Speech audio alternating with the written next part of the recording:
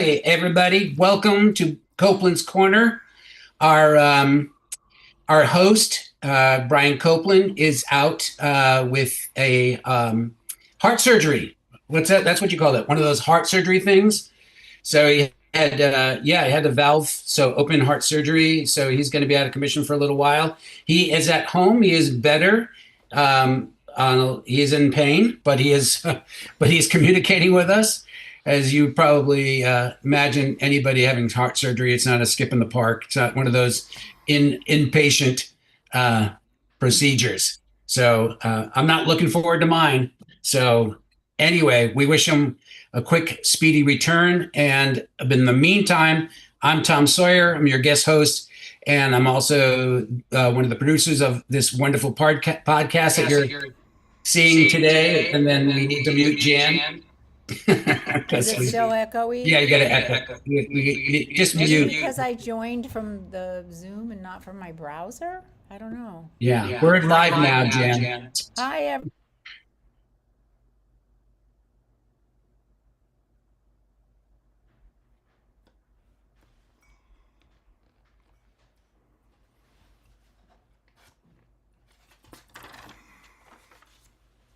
I can't hear you guys. Tom, you're muted. Damn it. How'd that happen? Just everyone went quiet. Everyone got muted. All right. Am I back on? Oh, am I good? Now you're good. Okay, cool. All right. All right. So we have a great show for you today. Bill Gibran. I did pronounce that right? That is correct. Oh, thank you, doing, guys. Greg Proops is here. What's up, Hello, everybody? Yeah, and Jan Karam is here. Hi, Jan. I'm mute. But she will speak to us a little later. Anyway, we have a great show for you tonight because, hey, it never ends, the amount of crazy batshit stuff that this administration does every single week in and week out. And on the lighter side of all the horrible stuff that has happened of late, we have our national 250th birthday celebration, state park fair, jubilee thingy that is happening. That is, I think, is a personification of the shit show that this administration is.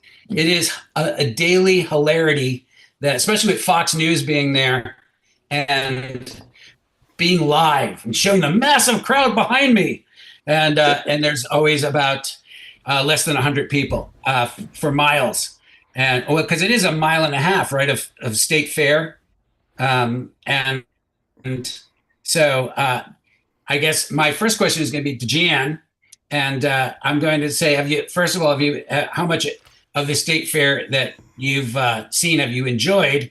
And the other thing is, the question I think of when, if anybody saw the movie, one of my favorite David Cronenberg films, A History of Violence, where William Hurt goes to Viggo Mortensen, or about Viggo Mortensen, goes, how do you fuck that up? How do you fuck up a state fair? It's a masterclass of fuck upmanship. Is that what you could call it? Jan, what do you think? Having seen the videos, and now you can unmute. Okay. Is that a bad echo? Because I don't like being an echo. I don't know what happened. Anyway, I think it's a reflection. It's like the reflecting pool. It's like everything turns to algae and shit. It's ridiculous, and he has to make it all about him, and he changed it to celebrate the triumph. And if it's a triumph, missing the I is Trump. And all of the American spirit, and nobody's there. It's like the 2016 inauguration, trying to make it seem, oh yeah, it's full, there's thousands of people, there's more than Obama's inauguration. And remember how he doctored up all the photos? And this is worse. Artists are canceling, Democratic states pulled out of it, everything's falling apart. The ice cream machine Didn't work because of the electrical outage, because it's just a disaster, because there's the power outage and the heat wave. It's just a terrible, he's just he just, everything he touches turns to crap, and he needs a better party planner.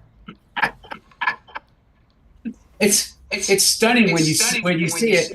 You're mute now, Jan. Okay. Well, wait, that means I can't do spontaneous quips and stuff. I hate that, and bantering. Raise your All hand. right. Raise your hand. That's like my parents. Okay, can I speak? No. Right? I'm just stunned. Apparently, this cost $126 million, which of course makes you wonder where that money went, because it's certainly not.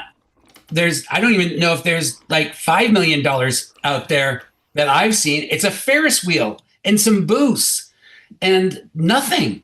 I don't even know knowing state fairs. Bill, what do you make of this? It's an embarrassment like everything else. And the fascinating part is how we watched him literally fuck everything up for 11 years. He's not capable of acting like a human being. Not even the little things. He can't flip a coin. He can't flip a coin. You guys saw that, right? Yeah. Who? It's like he's playing bags. It's like he's playing what do you call it? The bags that they throw, the bean bags. Yeah. Hacky sacks. You can't flip a coin. He can't close an umbrella. Hacky sack.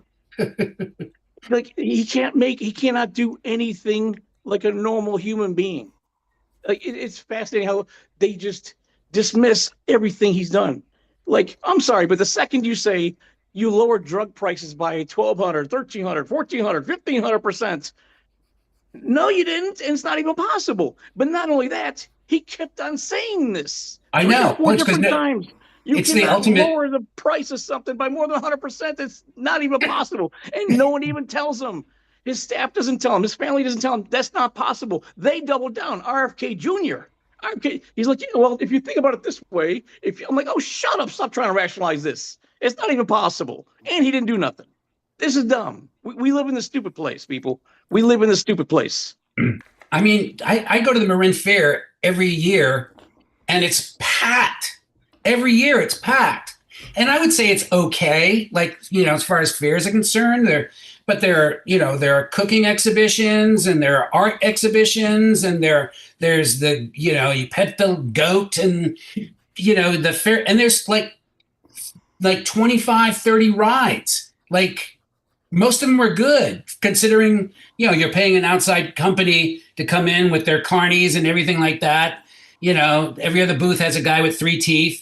You get all the carnival enjoyment. Yeah, the candy apples and all of that. And then I'm looking at this thing and I'm going, how do you miss all that?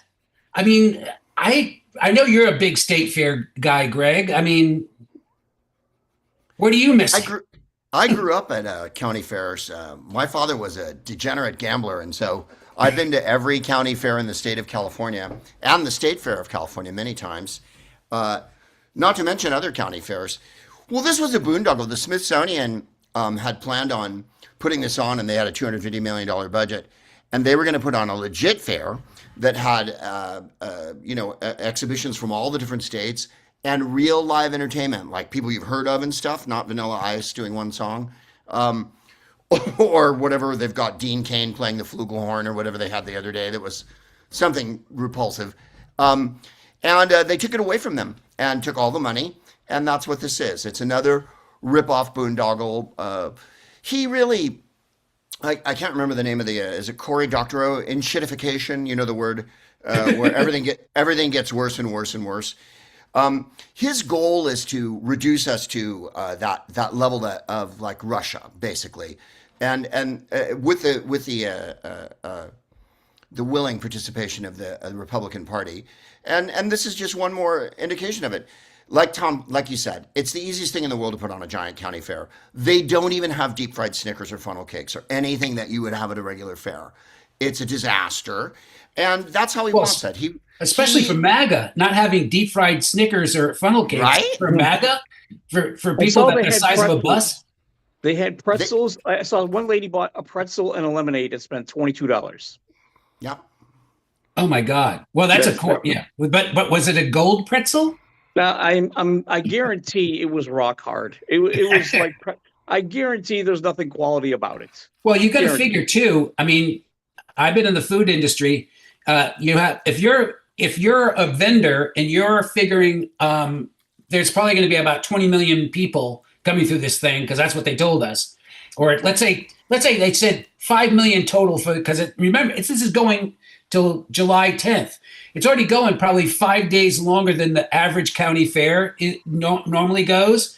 So they're basically stretching out this nothing crowd to an extraordinary 10 days, double the amount of time as a normal fair. So all these vendors are buying food for the expected crowd because they don't want to run out, So they are, I mean, if these guys are paying to be there, oh my God, they're getting killed. These guys are getting destroyed. So there's spoiled food aid trying to get into Gaza that can't get there, and there's going to be spoiled food in the trucks at this Freedom 250. So wherever he goes, food spoils and doesn't get to the people. It's a big waste of money, glutting the system, glutton.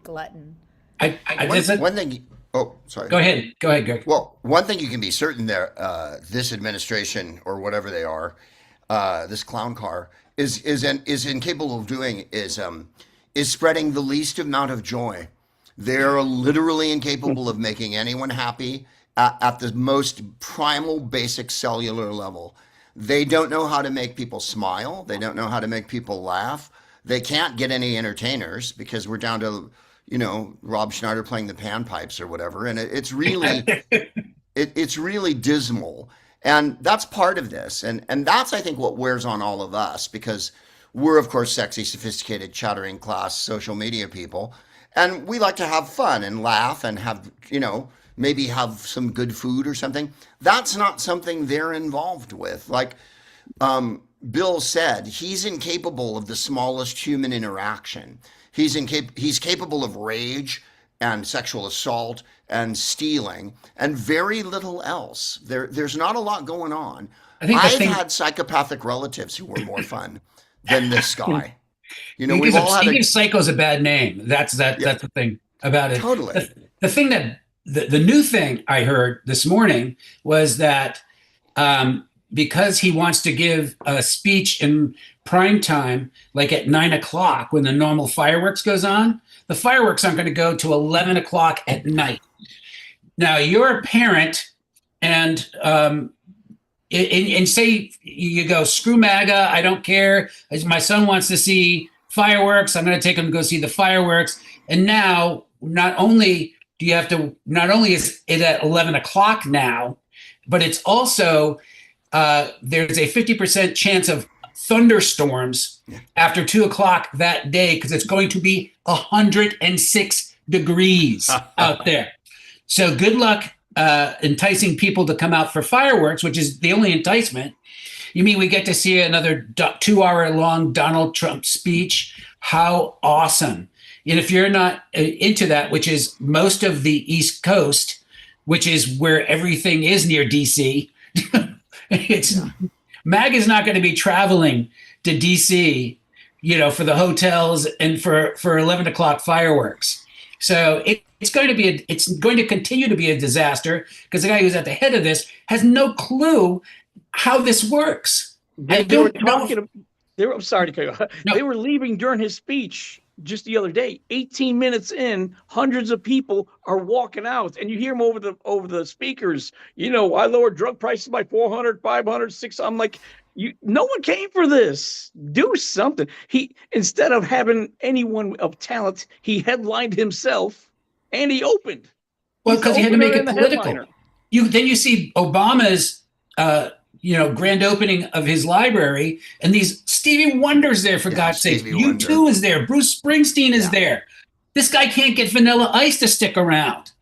It's like, oh my God, it's like, dude, you can't even get the worst of the worst to be there. Kid Rock is saying, I can't keep bailing you out, dude. You know, I am spread thin as it is. He's so accustomed to being such a loser, so unpleasant, so insane that it doesn't even strike him that, oh, this is a disaster, because he's just so used to it. It's not about, like Greg was saying, community, convivial, warmth, celebration. It's not about that. Everything has to be exploitation and sex and using people and diminishing people and bringing them down to the base non-human level. He just wants to flatten everyone out so that he can, like you said, like Russia, it's fascist, that's what he's into. He's incapable of doing anything that helps anybody unless he can gain from it somehow. We had a bipartisan bill last week. Bipartisan, very comprehensive. All right, everyone signed it. All right. Now, we need the SAVE Act first. So it was a housing bill. People are interested in this. No. This is more important, the SAVE Act. And Bill, the irony about the Save America Act is it's probably going to hurt MAGA voting, keep MAGA from voting more than it will Democrats and liberals, because liberals and Democrats, a lot of them have passports. A lot of MAGA, these guys are farmers. They don't have a passport. Yeah. They don't know where their birth certificate is. They have a driver's license. Abroad. They're going to go to the polling place and they're going to show their driver's license and they're going to say, no, that doesn't work anymore. And then they're going to be out of their minds. This is one of those, again, this is a problem that they're fixing based on their racism, not realizing that in the big picture, it's probably going to hurt them more. They don't travel. They don't travel abroad. They don't go to the other side of the tracks. They don't leave their small shit towns. They don't have passports. So it's going to hurt them too. Yeah, definitely. Well, he votes by mail, and his biggest bet noir is that people vote by mail. And at the last, 4 or 5 elections, he votes by mail. And also, as you pointed out, Tom, his constituency depends on the Postal Service probably more than any other constituency, because that's how you get meds and that's how you get your checks, and everything comes through the U.S. mail. And it's something they're trying to destroy. One, for the pensions. They want to take the mail, the U.S. Postal Service. And 2, it's run by black people. And anything that has that's run by black people is a target for him. I mean, they're incapable of doing anything. And I think that's sort of the point. They just want it to be, the country to be an incompetent and limp along. And let's be honest, it's not most people. The media, because 6 sex pest text bros run everything and have enough money to keep pumping this up. Right-wing media doesn't make any money, and it doesn't have that many viewers. The people that are going to the fair, you may have seen, it's non-existent. There's nobody going. This was never more than 25% of the country that wanted any of this. Yeah, he got 77 million votes. That's not even a third of the votes of the United States has available. 90 million people didn't vote. So I'm really tired of hearing, and we all hear this because we're comedians. Well, half the country is. It's never fucking been half. Whose quote was it? The old quote: 1/3 of the country will watch 1/3 of the country kill the other third, while 1/3 does nothing. I mean, that's where we're at. So that was the movie. I don't know if you guys saw the Alec Garland's film Civil War, and that's what it was. I did see that.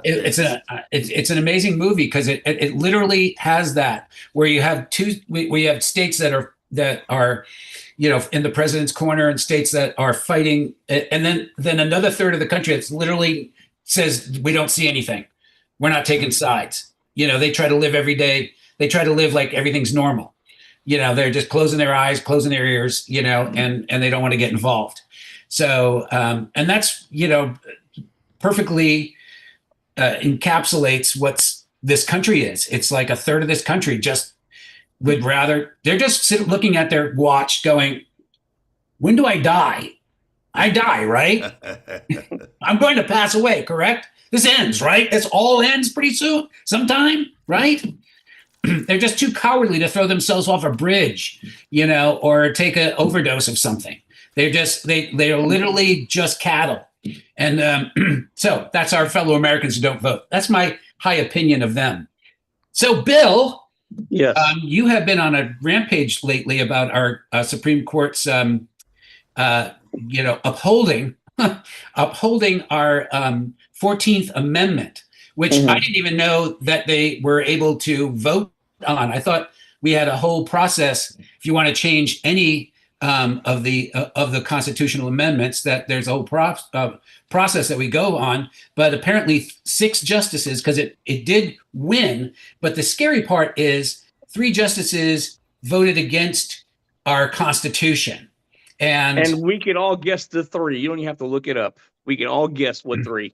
But with 2, I can always guess. The third one, I think, honestly, that the other 4, they take turns. They go, do you want to be every once in a while, hey, look, it's been a while since I've had MAGA off my shit. So I need to get them off of my shit. And so I'll be the third vote on this. Because it just baffles my mind. And you've been going off on the MAGA internet, and I think doing a great job talking about this. Thank you. It's fascinating how they're on board for anything that the right does. They're on board. Yeah. This. Why is this a law? Like it says right here, the person who drew up the 14th Amendment also made an argument for foreign diplomats. Okay, it was to exclude foreign diplomats in 1866. But they're reading that as the immigrants are also included, but there's no word immigrants in there. You know what I mean? So, and it doesn't matter what he said 2 years earlier. It's not in the bill. It's not in the Constitution. It's not in the 14th Amendment. There's nothing to talk about. It's been the law of the land for 158 years. And even before we became a country, it was the law of the land. It's one of those things we adopted from England, like habeas corpus or due process. So birthright citizenship, it's clear cut. If you're born here, you're a citizen. It's clear cut, but they are so anti-brown and black people that they just have to do whatever they can to make sure they don't come in. That's all they're after, a white country. This is pathetic. They don't care about gas prices. They don't care about groceries. They don't care about their retirement. They don't care about the potholes on the street. They don't care about health care. They don't care about kids being shot in schools. Oh, no, there's brown people coming. That's their whole identity. That's it. They're so easily distracted by bullshit. None of these, I haven't seen any Republican, no conservative, no Trump supporter say, hey, how about you've been in office for a year and a half. How about something that helps us? Okay, yes, we're racist, we're bigots, we're homophobic, we're misogynistic, we're xenophobic. Yes, we hate everyone, attack them, but they never say do something to help me until it's too late, until they lose their farm, until they lose their homes or their health care. Like, that's the only time. And even then, they don't always do it.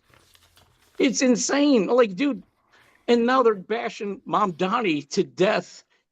I'm like, if Trump did these things, you would put him on a cross in every room of your house. If he froze rent, or if he cleaned up the streets, or if he balanced the budget. Mom Donnie is the most proactive. I know I kind of veered away from the topic here. Mom Donnie is the most proactive mayor I have ever seen in my life. He's showing people he can get shit done. And well, not only get shit done, but he does the thing that drives me crazy with the Democrats. He knows how to message. The Democrats could do a thing where they give everybody like a pile of goodness and flowers and gift baskets and whatever, and they'll never mention it. In the meantime, the right is going, it's all about communism, it's all about socialism. Those gift baskets are the road to ruin for the United States. And the Democrats aren't saying a fucking thing. They don't know how to message. And Mamdani knows how to message. And that's what's great about him. I saw him out in an apartment building with a cake, happy rent free. It was written on the cake and frosting, and he's handing out slices, and people love the guy because he's a nice guy, and he communicates well, and he's genuine. He's not reading a speech or watching his words or being so carefully, scripted. He is a genuinely nice person. That is a great word, genuine. He is genuine, and he's charming. And I'm nowhere near. I'm in California. I'm nowhere near New York, and I'm excited about this. I'm excited about the progress that he's making, and how this is now. Democratic Socialists are popping up. One just won in Denver, I think, District 1, I believe, in Colorado. But a new Democratic Socialist just unseated someone who's been there for 30 years, someone taking money from AIPAC. I'm like, so progressives are finally moving. We're finally getting Bernies and AOCs in there. And people are going to hate that. And that are people other than Bernie and AOC. Yeah. And yeah, exactly. And the only thing that they have that's not going to work, I don't think people are going to fall for this, is the name calling. Oh, he's a socialist. He's a communist. Like, that's all they have. I don't. Well, what's funny is they don't even know what they mean, because they put socialism and communism in the same bucket. You know, and he's a radical Muslim socialist communist. Russian spy. I don't want to never say Russia. Russian is no longer vilified, of course, because the MAGA would vote for Putin before they would vote for anybody in the Democratic Party. But I mean, I don't know how close you've been paying attention to these the latest round of Supreme Court rulings, Greg. I have been, yes. Well, I mean, they're the most corrupt Supreme Court that we've ever had, because people wouldn't vote for Hillary, and Hillary warned everybody very loudly and clearly that the Supreme Court was going to be queered if you let him get a hold of it. And then Mitch McConnell, who we're not quite sure if he's alive, I think he's in a crypt somewhere right now, it was his sworn duty to keep the court from putting Merrick Garland on when Obama nominated him. So this is where we are, and we really did have a choice at a point where we could have stopped all these unqualified morons, Kavanaugh, Gorsuch, and Coney Barrett, from getting on the court.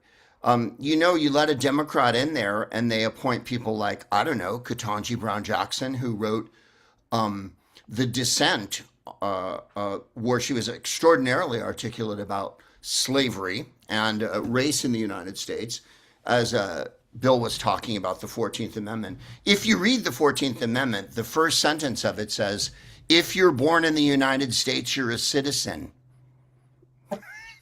It's not very... There's some wiggle room in there, I think, isn't there? Yeah.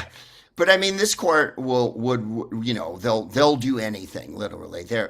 But remember, the Supreme Court, other than one short period when we were younger, and I'm including everyone here because I'm assuming you're all around my age, when it was the Warren Court and the Burger Court, there was a moment where there was some progress, right? They had Miranda and the Civil Rights Act and all these great things that got done. And it was a very short window.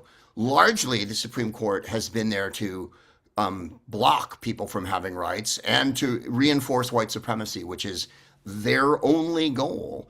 Like all of you guys were saying, this isn't... People get really confused over what MAGA's motivation is, and it's not confusing at all. It's white supremacy. They don't have a lot of other moves. They go, oh my God, they're voting against their interest. Yeah. Their interest is white supremacy, so they're not voting against their interest. Oh, but they're going to die of not having medicine or no money or no food. They don't care. Well, and it's a certain kind of white supremacy, too. It's a white supremacy that drives a Porsche. It's the white supremacy that lives in a 3,500 square foot flat or a McMansion. That's the kind of white supremacy it is. It doesn't even include a lot of the people that think they're in the party, but they've never got their invitation. Oh no, they're not getting invited. It's definitely for the wealthy. I mean, they've convinced everybody that the wealthy have their best interest in mind, and that's literally never been true. So Ever, ever, never, ever. you can pretty much go back to when people started collecting small rocks, whoever had the most of them, I mean, there's no period in history where the wealthy were like, when in the Middle Ages, when a king was about to die, the priest would come and give the last rites. And on their deathbed, every single king in the Middle Ages said, I renounce taxes, they're too high. And then the next king would come in and go, that's over. So we're basically in the same place with Musk and Peter Thiel and the Spencers, whoever you can think of, Bezos or whatever. And it's literally academically proven that they do not have empathy, that people, once they get to a certain wealth point, can't perceive other people as anything but objects and things. Well, because they're addicts. I always say that these people are addicts. They are addicted to power and wealth, and they're a deep, dark hole that's a bottomless pit, and nothing will ever fill it, ever. So we worshiping these people who are actually, to me, let's say 1 billion times worse than your average heroin addict on the street, because that guy's an inconvenience or an annoyance, or he might break in my car and steal my radio. But these people are fucking our lives up collectively in this country and around the world. And they've always done that. They will always do that. That's why FDR basically tried to put them in a box with the 90% tax bracket that would stop them from ever having this kind of power again. And of course, unfortunately, Ronald Reagan is the one who opened that box, and he's the author of all this. Yeah. So, and here's the thing with that now. Ever since Reagan and Bush and Trump and all these tax breaks to the wealthy, they've created so many billionaires. It would seem that we're past the point of no return. Okay, like it's already done. The damage is done. We've created people who can buy politicians. They can buy islands. They can, what they say goes. What Elon has committed so many crimes, not just here, but all over. But who's going to stop him? Who's going to stop someone worth half? I don't know how much it is now, but who's going to actually do something? And he's addicted to the power. He's meddling in other people's elections in other countries, And the biggest problem I have with the Democratic Party is their lack of focus. I mean, to me, everything should be geared towards 2028 and either packing the court, which I'm not a big fan of, but what I want to do, what I'd love to see done, is have a retroactive, mandatory 18-year term limit on being on the Supreme Court. You can stay in the federal court system and be a judge, but you can only be in the Supreme Court for 18 years max. That's it. And we also having a rule that you have to have at least 10 years on the bench. You can't be somebody's clerk or some guy who got the justice coffee in the morning. You actually have to have 10 years on the bench so we know what your record is. So if we could pull that off, that would change the court system. Tom, do you think you can make that happen? I have a petition. I'm at Safeway this week at the corner of, we can do this, everybody. Let's get angry. So you're not a fan of stacking the court, Tom? The only reason I'm not a fan of stacking the court is because I think that you can just stack the court. The other side does it because we have a country that's so fucked up right now. They vote Democrat for 4 years and then they vote Republican for 4 years, and each side is just going to get more extreme. And until we basically have a system, I say get rid of the filibuster. Then once you do this, put the filibuster back in, and then create laws, nothing but laws as safeguards against, against what's happened, where we had all these things that we thought were laws, but we find out, they're just norms. It's just, hey, let's all be a good sport. And we find out that there's no ramifications for being an asshole. There's no ramifications for cheating. There's no ramifications for stealing. So until we actually have enforceable laws, basically Trump at least has been nice enough to give us a roadmap of all the holes we have to plug. And there are fucking thousands of them, it seems, but we have to plug the major ones, especially the pardoning thing has to stop. The president should not, as we're seeing from Trump, having this pardon power where you can get millions and millions and millions of dollars for pardoning people is insane. So Putting back on the streets, right? Until we criminals fix the, back on the streets, right? And until we fix the Supreme Court, we're not fixing anything else, because the Supreme Court is always going to be there cock blocking us from doing what's best for the American people. And thank you very much. That's my soapbox, ladies and gentlemen. Well done. Well done. So I mean, so that's the thing. That's my focus is the Supreme Court and getting that done. And but you know, speaking of the Supreme Court and all the wonderful things they've been doing lately, the other thing they did was they decided to let Trump kick out 350,000 people from Haiti and Syria who have been here. The Haitians have been here since 2010, and now it's okay to kick them out.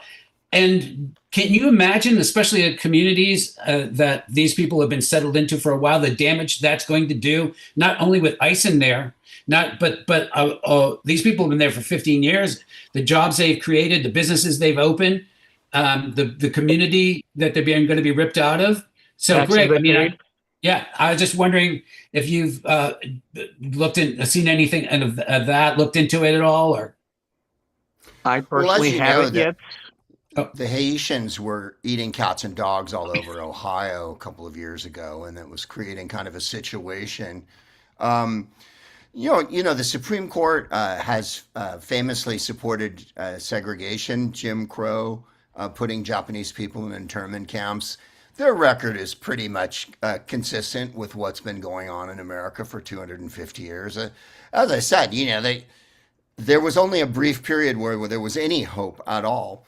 I agree with you, Tom, that the Supreme Court needs to be reformed. But if we managed to elect Kamala Harris last time, there's a very good chance that Quiet Piggy might be facing jail time right this second, because none of those cases would have gotten dropped.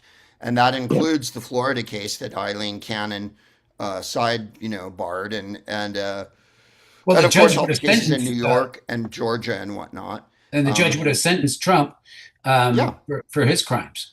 And also we would have a working Department of Justice, and the working Department of Justice would be chasing down a lot of these people, and not one of the January 6th people would have been let off the hook or pardoned. They would still be in jail, which many of them, over 1,000 of them, were. So I think the first thing is to win the midterms and get Congress and the Senate, if we can, back. And then you'll be able to mess them up. You saw what happened in 2018, when they were able to get a little bit of power back. You can really throw a wrench in all of this and slow them down. But until you get there, the Supreme Court is just a vile racist organization now, and completely corrupt. Clarence Thomas was in Washington yesterday at Mike Johnson's office, and that's absolutely out of bounds. So the first thing that has to happen is there has to be a code of conduct for them that's enforceable. The Supreme Court can't take graft, can't do meetings, can't be biased, can't be political, can't meet with Republicans, can't, like Clarence Thomas, go and perform in front of a bunch of billionaires at retreats while they have prostitutes and cigars or whatever it is they're up to, while he entertains them with hilarious stories. That has to all stop. But mind you, Antonin Scalia was doing all of that while he was on the court as well, and no one busted him. So I think the first thing you want to do is kind of have a set of rules that they must abide by. But they're the true kings of the country. I mean, they believe they're kings. They're untouchable. Oh, yeah. They're impeachable. There's nothing you can do to them, But there is, as you see, he gets shot down all the time by the courts, and he's getting curtailed on a million different things, and he's not going to have to give the money that he wanted to give to all the January 6 people. They're trying to find a way around it. But the system does work if you enforce it. And But I think, let me ask you, Greg, do you yeah. think that the justices are reining him in on some things? Do you think because they've already seen that giving him X amount of power, he behaves badly, not just to people, which they don't give a flying fuck about, but to them. And they believe that like they're top of the food chain. And so giving him even more power, they finally woke up to like, hey, we better like stop handing him more power because eventually we'll be in the back with 16 guys pointing a rifle at us, you know? Oh yeah. So, yeah. I mean, I think they're fully aware that they can just completely crash this country. They have the power to allow him to crash this country, and they know that's not going to be the healthiest thing for them because when people lose everything, when people have lost everything and they're desperate, what do they have to lose by seeking? We're not just, You know, we're not just talking about the regular folks. We're talking about Trump. I mean, he's got even with the Democrats having at least having subpoena power in the House. You know, hopefully the Senate as well. But that's still not going to completely rein in Trump because, especially with the Supreme Court. So the Supreme Court's going to have to do this balancing act of okaying his power, but not giving him enough power where they can fuck them up. You know, where he can fuck them up. Because that's where he's going with all this. He wants to be in charge of everything. He doesn't like the Supreme Court. He doesn't like having to hear something that he wants done being shot down by anybody. Nope. No, So, because he wants to be king, you know, so kings don't have. Right. And the Supreme Court wants to be king. Right. And the Supreme Court wants to be kings, yes. And they are acting as kings now. So it's just a weird time with mute. I feel so cut off by it's hard to okay. No, I get it. My heart goes out to you, Jen. Technology, right? And speaking of which, I'm sure most of us have seen Megyn Kelly, who, God, every once in a while she'll say something like she was again when the whole war with Iran, she was actually like a human for a week, and then she gets outraged, but never the outrage that she gets about anything that has to do with people of color. I mean, it's amazing. She was even defending pedophilia and saying that, well, you know, if the guys are having sex with a 14-year-old, I mean, I was told by an expert, that's not really pedophilia. That's another thing entirely. She's parsing pedophilia, you know, the word, you know, the act. In the meantime, she's just completely outraged that a Haitian drove drunk into a school bus. Yes, people behave badly of all ilks. Stupidity knows no race, creed, color, religion, or gender. There's stupid people everywhere, but we don't vilify an entire group of people based on a handful of individuals. I mean, I don't know if you saw this, but what it was, if you've seen it out there, you should check it out because it's really disgusting. It really is. Also, Stephen A. Smith. I saw it. Oh, Stephen A. Smith. I made a video about him about 3 days ago, and he's playing both sides of the fence, is what he's doing. He's over here saying, okay, Bill Clinton and Obama, they leave office with $200 million. I'm like, how you like? No, they didn't. No, they didn't, bitch. No, they didn't. Do you Google? Do you know how to Google? Yeah, I mean, Jesus. And then he'd come out and say something normal the next day. Like, well, he did this, and that thing. What he did was he said, "Oh, they came to office worth like $1 million, and they left, and then later on, now they're worth $70 million." Dude, book deals, public appearances. Holy shit! Don't you know how show business works? He makes $40 million a year. Yeah. I'm like, Yeah, it's the same this thing guy. with you. You were a you were a radio show host, and now you're making 40 million a year. Jeez, how did you do that? Is it fraud? What, like, What bank did you rob? Because it could be exactly? because of talent.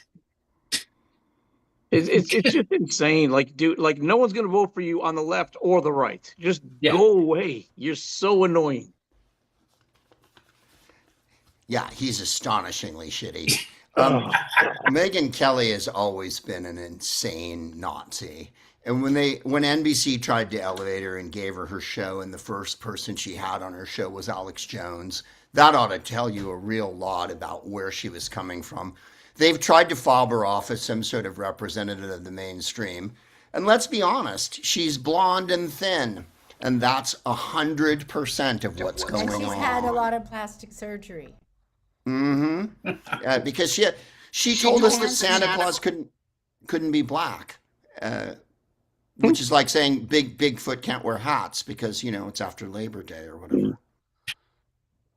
A fictional character can't be black. Yeah. Yeah. Yeah. But we Jesus have can be rules about white. fictional characters in this country, Miss. But Jesus is white. Yeah. Jesus is white, of course. And my favorite, I don't know if anybody saw this was just before like SCTV became like really famous, where it was like a half-hour show buried late at night. And they did a whole episode that was a parody of Ben-Hur. And Jesus, you never, like in Ben-Hur, you never see Jesus, just see kind of his robe and the sandals. Yeah. And he gives Charlton Heston water. But in the SCTV version, Jesus has plaid golf pants and a sandal and loafers, and he hands Ben-Hur a martini. So that one of the greatest parodies of any movie ever was the SCTV parody of Ben-Hur. You ever get a chance, check it out. Really funny. But ladies and gentlemen, that's about all for our bowl game. And we're going to go around the horn and find out what everybody's doing. And everybody's going. We're going to go with you, Jan. Okay, with all of the noise. My Dry Bar special's out, so go to Dry Bar Comedy, whatever it is, to watch it. It's also, and then I have an upcoming. Oh, what else? Oh, I have a couple of dates coming up with Dana Carvey, our friend Dana Carvey. So. Yeah. Sweet. Jan Karam comedy on Instagram. Nice. Bill. I'm excited for this Sunday. This Sunday, I am working with Cliff Cash. Do you guys know Cliff Cash? I Sunday in San Diego, one night only. The first show sold out already. This sold out a month early, and we added a second show. So that's awesome. So this Sunday in San Diego. What a great lineup. Oh, I'm excited. It's just me and him, and I'm excited. Oh, you got to bring it out to the Bay Area here. It'd be great to see definitely. you guys together. Definitely. I'm excited about this one. Like I'm hyped for this one. So if you're around Greg, San Diego, guys, this is a show you want to come to. Yeah. That's a good, folks. Can't tell you how much I would love to be there if I was anywhere near San Diego. If I wasn't 5 or 6 hours away. Go check out that show for sure. Greg, you have a CD out. I do. I have a new album out. I made it. It's behind me here. It's called Kidding But Still. I recorded it at the Punchline last New Year's Eve. It's very to the moment, I think. I start with a long talk about Charlie Kirk and Erica Kirk and whatnot.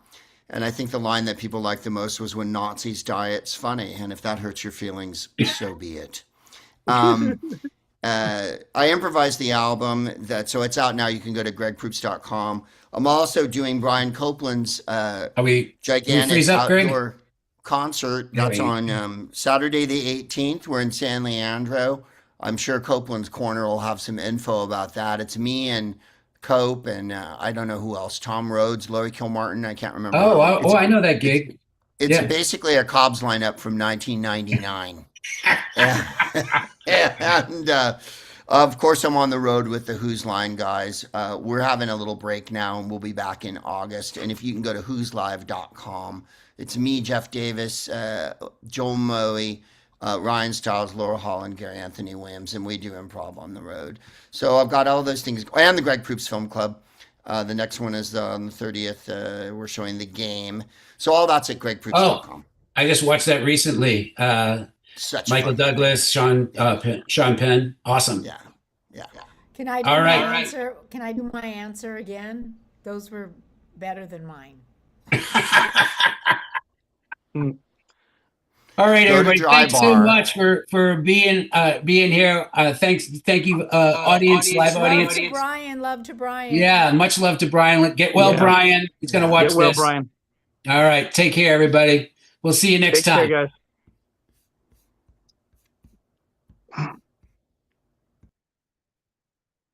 That was painless. I can't hear you if you're talking, Jan. I said, have a good show.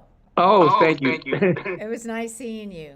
The same, and congratulations on the Dry Bar special. I'll check it out. Okay, thanks a lot. You take care. Good to see you. Yeah. Take care. Okay, bye. See you guys. Bye.